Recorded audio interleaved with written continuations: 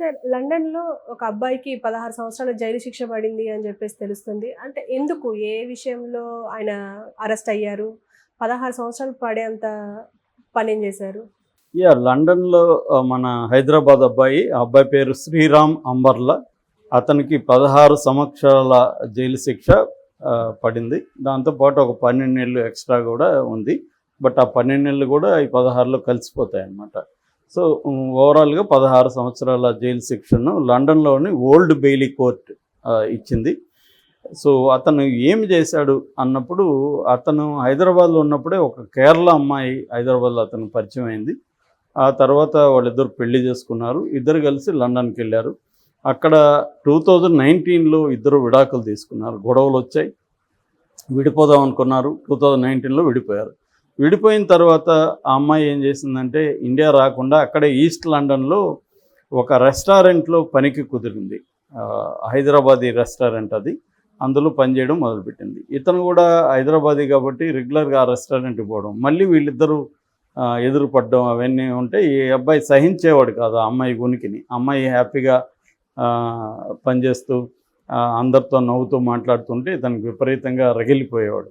అలాగే అప్పుడప్పుడు బెదిరించడం, ఆ అమ్మాయిని కుదిరితే పక్కకి తీసుకెళ్ళి కొట్టడం, మాట్లాడాలని చెప్పి ఇవన్నీ కూడా చేస్తూ ఉండేవాడు. అలాంటి కాంటెక్స్ట్లో 2022లోనే ఈ హైదరాబాద్ రెస్టారెంట్లోనే ఒకరోజు రాత్రి ఆ అమ్మాయిని అందరూ చూస్తుండగానే కత్తి తీసుకెళ్ళి ఆ అమ్మాయిని 9 పోట్లు పొడిచాడు. ఈ లోపల అక్కడ ఉన్న వాళ్ళందరూ పట్టుకొని ఆపగలిగారు. ఆ అమ్మాయిని తీసుకెళ్లారు. ఆ అమ్మాయి దాదాపు 1 మంత్ క్రిటికల్ కేర్లో ఉండింది. 6 సర్జరీలు అమ్మాయికి చేయాల్సి వచ్చింది. ఎట్టకేలా ఇంకా అమ్మాయి బతికింది. సో అయితే ఇది సీసీటీవీలో రికార్డ్ అయింది, ఇతను పొడిచేదేమంతా కూడా. దాంతో ఇతను మీద కేసు పెట్టి తీసుకెళ్లారు. జడ్జి కూడా ఇవన్నీ పరిశీలించి ఇతను ప్రత్యక్ష సాక్షులు ఉన్నారు, సీసీటీవీలో విజువల్స్ ఉన్నాయి కాబట్టి సో ఇది అటెంప్ట్ టు మర్డర్ కింద నమోదు చేశారు.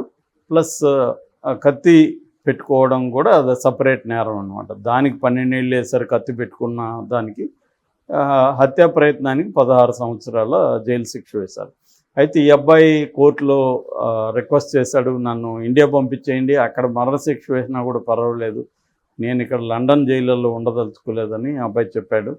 అంటే ఇండియన్ జైల్స్లో అయితే ఎవరినో ఒకరిని పట్టుకొని కొంత మేనేజ్ చేసుకోవచ్చు అనేది అబ్బాయికి ఉన్నట్టుంది. కానీ లండన్ కోర్టు ఒప్పుకోలేదు. అతనికైతే జైలు శిక్ష వేసింది. ఆ జడ్జి ఫిలిప్ కడ్జి కూడా ఒక వ్యాఖ్యానం చేశాడు శిక్ష వేసే ముందు. ఇతను హైలీ జలస్తో రగిలిపోతున్నాడు, అసూయతో రగిలిపోతున్నాడని, అట్లాగే కంట్రోల్ ఫ్రీక్ అని కూడా కామెంట్ చేశారు జడ్జిమెంట్లో. అంటే ఇతరులను కంట్రోల్ చేయాలనుకుంటాడు అని. అయితే మామూలుగా నేను చాలాసార్లు చెప్పాను, అమెరికా కానీ ఇంగ్లాండ్ కానీ ఇలాంటి దేశాల్లో ఇట్లాంటి నేరాలు జరిగినప్పుడు సైకాలజిస్టులు ప్రొఫైలింగ్ చేస్తారన్నమాట, క్రిమినల్స్ యొక్క ప్రొఫైలింగ్. ఇక్కడ కూడా ఫోరెన్సిక్ సైకాలజిస్టులు ఇతని ప్రొఫైల్ తయారు చేశారు. సైకాలజికల్గా ఇతను ఎట్లా ఉన్నారు, ఇతనితో ఇంటర్వ్యూలో అవన్నీ చేసి అనేక సెషన్స్ తర్వాత ఇతను ఒక ప్రొఫైల్ తయారు చేశారు. ఈ ప్రొఫైల్ వెరీ ఇంపార్టెంట్. యాక్చువల్గా మన దేశంలో కూడా ఇంకా అది స్టార్ట్ కాలేదు, కానీ కొత్త చట్టాలు వచ్చిన తర్వాత స్టార్ట్ అయ్యే అవకాశం ఉంది. సో అదేంటంటే ఇతనికి బీపీడీ అనే ఒక జబ్బు ఉంది అనేది వాళ్ళు తేల్చారు. బీపీడీ అంటే బోర్డర్ లైన్ పర్సనాలిటీ డిజార్డర్. ఈ బోర్డర్ లైన్ పర్సనాలిటీ డిజార్డర్ లక్షణాలు ఏమంటే ఎక్స్ట్రీమ్ మూడ్ స్వింగ్స్ ఉంటాయి. అంటే కొంతకాలం విపరీతంగా హ్యాపీగా ఉంటావు, మళ్ళీ విపరీతంగా డౌన్ అయిపోతావు. ఇటువంటి మూడ్ స్వింగ్స్ ఎక్స్ట్రీమ్గా ఉంటాయి. విపరీతమైన కోపం రావచ్చు, ఏదొచ్చినా ఎక్స్ట్రీమ్గా ఎమోషనల్స్ వస్తాయి. తర్వాత అన్స్టేబుల్ రిలేషన్షిప్స్ ఉంటాయి ఇలాంటి వాళ్ళకి. ఎవరితో కూడా పనిచేసే చోట కానీ పర్సనల్గా కానీ స్టేబుల్ రిలేషన్షిప్స్ ఉండవు అన్నమాట. వీళ్ళు బ్యాలెన్స్డ్గా ఉండరు. వాళ్ళతో కూడా ఎక్స్ట్రీమ్ ప్రేమ చూపిస్తారు, ఎక్స్ట్రీమ్ కోపం చూపించవచ్చు, హేట్రేట్ చూపించవచ్చు. అవతల వాళ్ళు కన్ఫ్యూజ్ అవుతారు, వీళ్ళు ప్రేమను ఎలా అర్థం చేసుకోవాలి, మొన్నటి వరకు బాగా ప్రేమగా ఉన్నారు, ఇప్పుడేమో ఇట్లా ఉన్నారు, ఇటువంటి ఒక ఇబ్బంది ఉంటుంది. అట్లాగే ఇంపల్సివ్గా బిహేవ్ చేస్తుంటారు.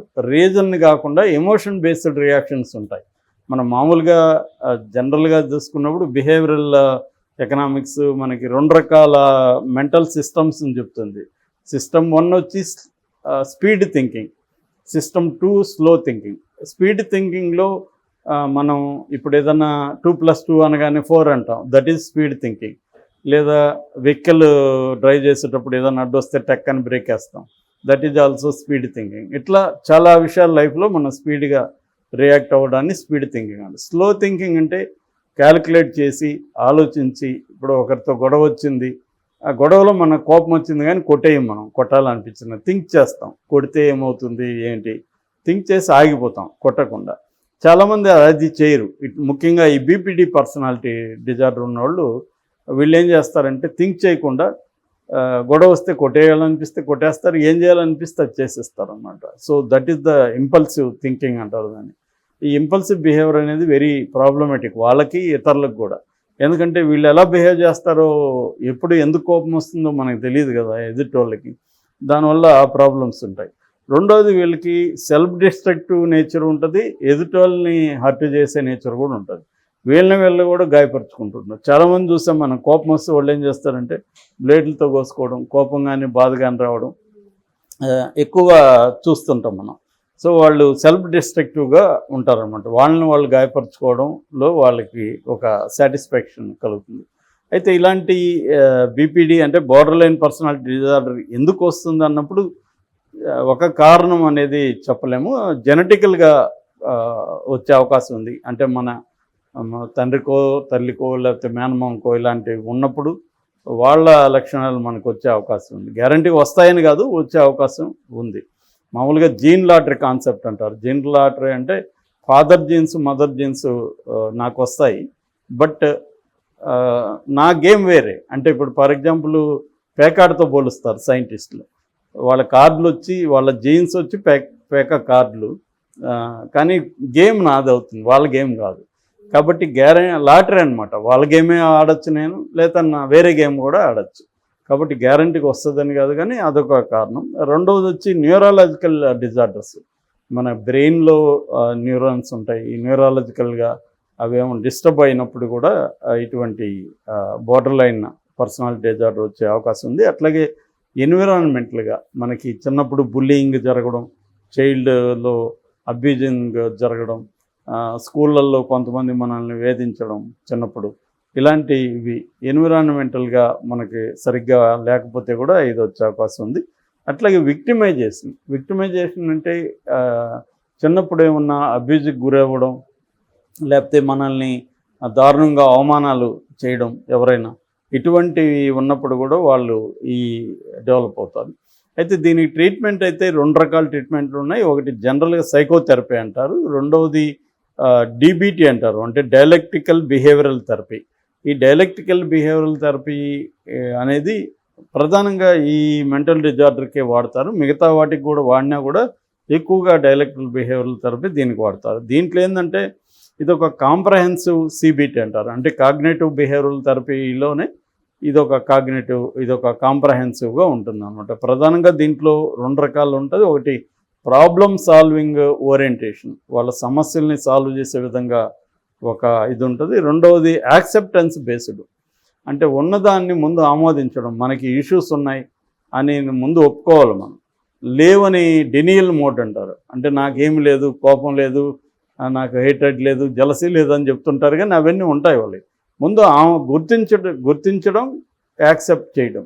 సో అప్పుడు మనకి ఉన్నాయని ఒప్పుకున్నప్పుడు వాటి నుంచి మనం ఎలా బయటపడాలనే దానికి వీళ్ళు ఈ థెరపీలో హెల్ప్ చేస్తారనమాట. సో ఇది మైండ్ఫుల్నెస్ని క్రియేట్ చేస్తుంది. మైండ్ఫుల్నెస్ అంటే ప్రజెంట్లో ఉండడం. ఎక్కువగా పాస్ట్ థింకింగ్ వల్ల కూడా మనలో ఎమోషన్స్ పెరుగుతుంటాయి. సో అవి కాకుండా ప్రజెంట్లో ఉండడం, లివింగ్ ద మూమెంట్ అంటాం కదా. సో ఆ క్షణంలో జీవించడం అనే ఒక మైండ్ఫుల్నెస్. దానివల్ల ఏమవుతుందంటే ప్రజెంట్ చేసే పనుల మీద కూడా ఫోకస్ పెరుగుతుంది.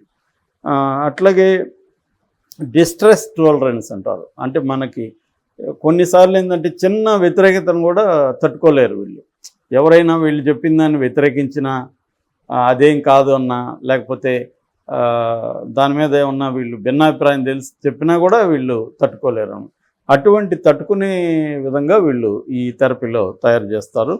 అట్లాగే ఎమోషనల్ రెగ్యులేషన్స్, మన ఎమోషన్స్ని రెగ్యులేట్ చేసుకోవడం. అంటే కోపం వస్తే ఎలా తగ్గించుకోవాలి, ప్రేమ వస్తే దాన్ని జలసి, ఇట్లాంటి ఎమోషన్స్ని రెగ్యులేట్ ఎలా చేసుకోవాలి, తర్వాత ఇంటర్పర్సనల్ రిలేషన్షిప్స్ని ఎట్లా డెవలప్ చేసుకోవాలి, ఇవన్నీ కూడా ఈ డైలెక్టికల్ బిహేవియరల్ థెరపీలో వీళ్ళకి చేస్తారన్నమాట.